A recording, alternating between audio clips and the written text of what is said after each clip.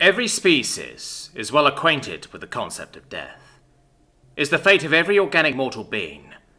From the moment we were born, a timer begins to tick to our eventual demise. This timer, tallied up on every day of birth, serves as a grim reminder to the reality of our existence, and how short, how frail, and how uncompromisingly fragile our lives can truly be. This day of birth, or as the Ishnashans call it, the March Towards Death Day, is a sad and somber affair, where family and friends collect to recount tales from their past year, recollecting on mistakes and follies, in order to better understand how to prepare for the increasingly shortening future. It is not a day of joy or jolly, and it is certainly not a day worth celebrating. Yet this universally accepted concept is seemingly missing on a small, out-of-the-way world who has only very recently joined the galactic community.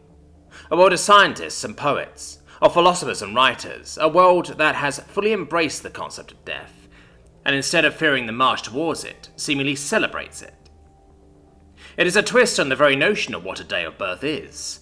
It spits in the very face of that day that we hold so close and sacrosanct to our hearts. A day of careful, purposeful, measured reflection. One where the blinds are drawn and all dressed in somber clothes, surrounded by soft, gentle music that encourages one to ruminate and ponder.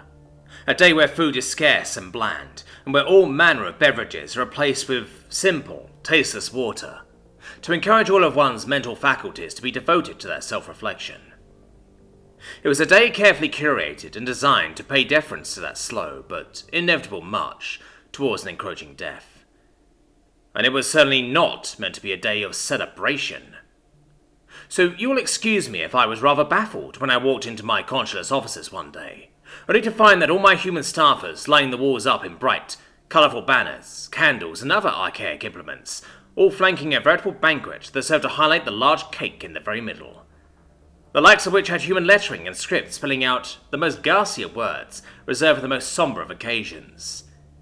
Happy birthday, Ambassador Elnor. I was taken aback by this.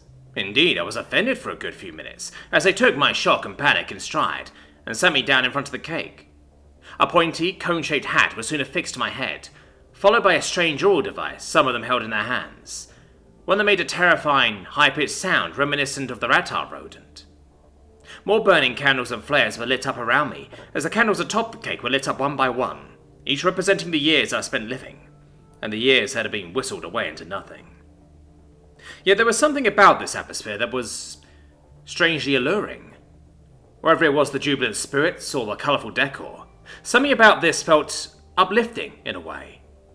In a strange, almost unexpected way, I felt a deeper sense of connection and attachment to those who, at this specific point in time, purposely looked beyond the prospect of death and the follies of my life, who instead all shared in this spirit of celebration, for what seemed like the sake of celebration, as if it was a celebration of just merely being alive.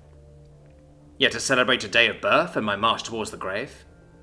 It still felt too taboo for me to truly wrap my head around, as I glared at the chief perpetrator of all of this, my human secretary, who smiled vividly. Happy birthday, boss, the human female spoke, with a certain vigour, as I let out a sigh of defeat. The humans marched their march towards death with vibrant and unrepentant celebration. They did so while seeming to be wholly indifferent to their mortality. That was what I learned from my first birthday party. They held no deference for the march towards death, and the sanctity of this day as a day of reflection. But when asked if I would come back, if I would attend another such celebration, I only had one answer. Yes.